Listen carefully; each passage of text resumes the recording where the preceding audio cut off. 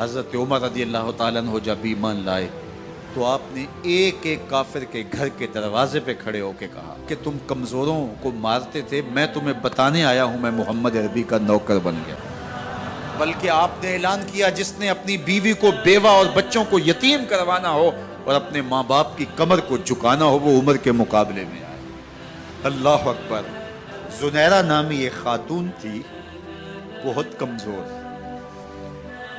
راوی کہتا ہے کہ اس کی ہڈیوں میں گودا نہیں تھا، عشق رسول تھا، اور اس کا ظالم آقا اس کو مارتا ہے، اور جب مار مار کے تھک جاتا ہے ادھر سے عمر آ رہے ہیں، یہ اسلام لانے کی پہلے کی کہانی ہے، ادھر سے عمر آ رہے ہیں تو اس نے کہا عمر تم جوان آدمی ہو تو یہ چھوڑتی نہیں ہے اپنے نبی کا نام، ذرا تم آؤ۔ عمر کوڑا پکڑ لیتے اسے مارتے مارتے مارتے تھک جاتے ہیں تو پانی پینے لگتے ہیں، تو کہتے ہیں مجھے تیرے پہ ترس نہیں آیا لیکن میں ذرا پانی پینے لگا ہوں، اور پھر گلے کے اندر ڈال کر کے کوڑا اور اس کی رسی کو بل دیتے ہیں اور اس کی آنکھیں باہر نکل آتی ہیں اور کہتے ہیں بلا اپنے نبی کو جو تیری آنکھوں کی بینائی واپس کرے۔ اللہ اکبر۔ تو اس نے آسمان کی طرف منہ کر کے کہا مالک میں کبھی بھی آنکھوں کی بینائی نہ مانگتی لیکن اب تیرے نبی کی عزت کا سوال ہے۔ آنکھوں کی بینائی واپس ہو جاتی ہے۔ زنیرہ کو بڑا مارا، آج عمر گلیوں میں آنکھوں میں آنسو ہیں اور عجیب دل بے تاب ہے، اور کہتے ہیں آؤ بھئی میں حضور کا غلام بن گیا ہوں، تمہیں بتانے آیا ہوں۔ زنیرہ نے موڑ کاٹا تو آگے عمر یہ آواز دے رہے تھے۔ زنیرہ ایک کونے پہ کھڑے ہو کے رو کے کہتی ہے عمر تم تو بڑے اس دن جوش و غضب میں تھے اور تم مارتے ہوئے تھکتے نہیں تھے۔ تو عمر نے کہا زنیرہ اس دن میں نے دیکھا نہیں تھا، اب میں محمد عربی کو دیکھ آیا ہوں۔ جنہ ویکھیا نہیں ہو کرن گلاں، جنہ ویکھیا نہیں ہو کرن گلاں، جنہ ویکھیا ہو تے بول دے جڑے محرم راز حقیقت دے اور راز حقیقت کھول دے۔ تو حضرت عمر رضی اللہ تعالیٰ عنہ ایمان لائے۔ حضرت عبداللہ ابن مسعود رضی اللہ تعالیٰ عنہ فرماتے ہیں کہ حضرت عمر کا ایمان لانا مسلمانوں کے لیے عزت کا سبب تھا، ان کا ہجرت کرنا مسلمانوں کی نصرت تھی اور ان کی خلافت مسلمانوں کے لیے رحمت تھی۔ حضرت عمر رضی اللہ تعالی عنہ وہ ہیں کہ میرے حضور نے فرمایا لوگوں جب نیک لوگوں کا ذکر کرو تو میرے عمر کا تذکرہ ضرور کیا کرو۔ میرا عمر وہ ہے کہ جب وہ ایک سمت سے آ رہا ہو، ایک گلی اور بازار سے آ رہا ہو تو شیطان بھی آ رہا ہو عمر کو دیکھ کے راستہ تبدیل کر لیتا ہے۔ حضرت عمر رضی اللہ تعالی عنہ کی طبیعت کے اندر جو جاہ و جلال تھا، طبیعت کے اندر جو سختی تھی، وہ اسلام کے اندر آ کر بھی قائم رہی، اور آپ نے وہی سختی، وہی جاہ و جلال جو پہلے مسلمانوں کے خلاف تھا اب کفار کے خلاف، منافقین کے خلاف حضرت عمر کی طبیعت کے اندر وہ جوش و خروش بدستور موجود ہے۔ لیکن جس دن آپ خلیفہ بنے تو اس دن آپ نے ممبر پہ چڑھ کے جو خطبہ دیا اس میں کہا لوگوں میں سخت اس لیے تھا کہ رسول اللہ نرم تھے، پھر میں سخت اس لیے تھا کہ حضرت ابو بکر صدیق نرم تھے، اب میں تخت خلافت پہ بیٹھا ہوں، اب میری سختی جو ہے وہ نرمی میں تبدیل ہو گئی، صرف فاسقوں، فاجروں اور باغیوں کے لیے میں سخت ہوں، باقی تمہارے لیے نرم ہوں۔ سب سے کم جو تنخواہ بیت المال سے اگر کسی وجود نے لی ہے تو وہ حضرت عمر رضی اللہ تعالیٰ عنہ نے صرف 2 جوڑے لیتے تھے سال میں، اور راوی کہتا ہے کہ میں نے دیکھا ہے کہ اس میں بھی 17 پیوند لگے ہوتے تھے۔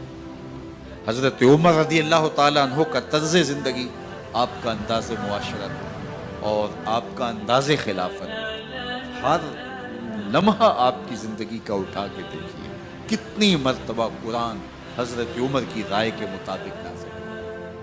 اللہ تعالیٰ جل شانہ نے ان کو صاحب الہام بنایا تھا۔ ہر امت میں کوئی صاحب الہام ہوتا ہے، حضور کی امت کا صاحب الہام حضرت عمر رضی اللہ تعالیٰ، اور آقا کریم نے انہیں اپنا وزیر قرار دیا۔ فرمایا میرے 2 وزیر آسمانوں میں ہیں، 2 وزیر زمینوں میں ہیں، آسمانوں کے وزیر جبرائیل اور میکائیل ہیں اور زمین کے وزیر ابو بکر اور عمر رضی اللہ تعالی عنہما۔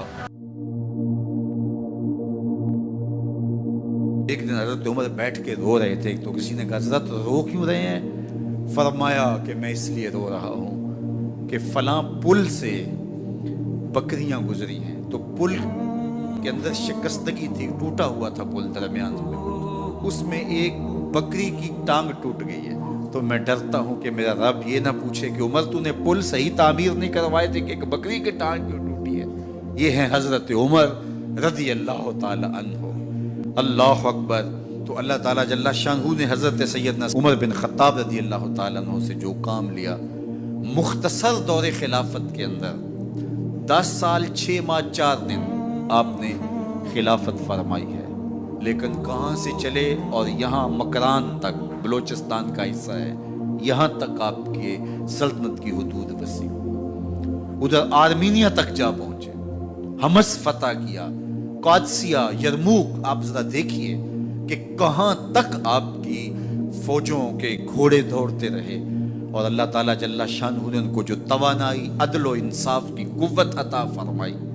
اللہ اکبر۔ جب زمین پہ عدل کیا ہو تو زمین بھی حکم مانتی ہے، اور حضرت عمر وہ تھے جن کا حکم ہوائیں بھی مانتی تھی، زمین بھی مانتی تھی، جن کا حکم جو ہے وہ آگ بھی تسلیم کرتی تھی اور دریا بھی ان کا حکم مانا کرتے تھے۔ مصر کے اندر یہ رسم بد جاری تھی کہ سال کے بعد ایک دوشیزہ کو زیورات پہنا کے اچھے لباس میں ملبوس کر کے دریا کی بھیڑ چڑھایا جاتا، اس کی قربانی دی جاتی، اس کا خون بہتا تو دریا چلتا۔ جب مسلمانوں نے مصر فتح کیا تو گورنر نے لکھا کہ اسلام تو اس طرح کی رسوم کی اجازت نہیں دیتا، لیکن خشک سالی ہے، لوگوں کی فصلیں ویران پڑی ہے، تو حضرت کیا کیا جائے؟ تو حضرت عمر رضی اللہ تعالیٰ عنہ کاغذ کے ٹکڑے پہ لکھتے ہیں، بسم اللہ الرحمن الرحیم، مصر کے نیل کی جانب عمر کا خط لکھتے ہیں، اے نیل اگر تو اللہ کے حکم سے چلا کرتا ہے تو چل، ورنہ ہمیں تیرے چلنے کی کوئی حاجت نہیں ہے۔ اور قاصد کو کہا یہ خط لے جاؤ اور جا کے دریائے نیل میں پھینک دو۔ قاصد جا کے خط دریائے نیل میں پھینک دیتا ہے، پانی آتا ہے، ایسا دریائے نیل چلا، 14 صدیاں ہوئی ہیں آج تک کبھی بند ہی نہیں ہوا۔ دریا حکم مانتے، آگ نکلتی ہے۔ لوگ حضرت عمر رضی اللہ تعالی عنہ کے پاس آئے، حضرت لاوا پھوٹا ہے، آگ نکل رہی ہے اور مدینے کی طرف بڑھ رہی ہے، اب کیا کیا جائے؟ فائر بریگیڈ تو زمانے میں تھی نہیں۔